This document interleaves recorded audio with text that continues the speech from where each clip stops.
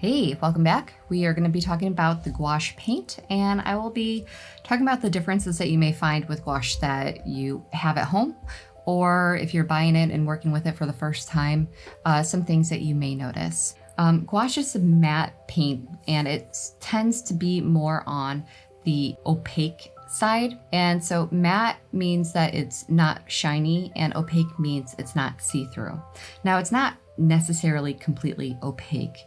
Although if you do lay it on thick, it's going to be very opaque, where you may notice with acrylic paint, it has a little bit of a shine to it, and it does have kind of a little bit of a transparency based on the specific types of acrylic paint that you use. So why is this beneficial for this specific project? Well, I think it's beneficial because it helps us layer things quickly. And for this specific project, we're not getting into details too much. Mainly we want to figure out where the artist has been blocking and how they laid out their composition. And we want to kind of learn how we can apply that into our own work. So gouache has been a great medium for me to sketch. Reeves does act more like a watercolor paint. It's a little bit runny. It does like thin out very easily, and the opacity is pretty good. I think it's really, if you're trying to save money, I think it's a nice option to use. Next, we have our Winsor Newton, and this is a designer's gouache.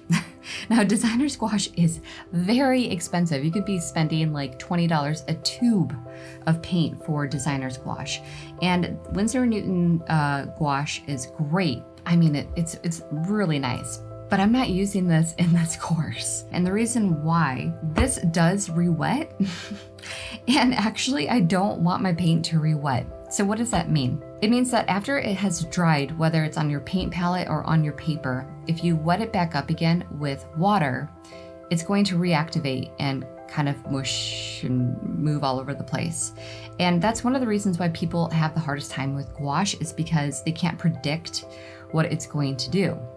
And we are not at that point right now where we need to do a study on gouache paint specifically.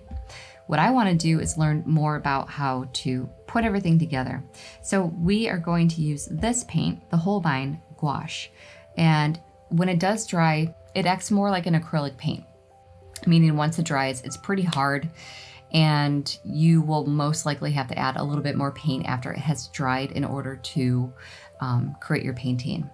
And this is really helpful for this course. It may not be helpful for all of your paintings, but I recommend this one for the course. Although, like I said, you do not have to use this brand or this type of paint. Use what you are comfortable with and use what you have available.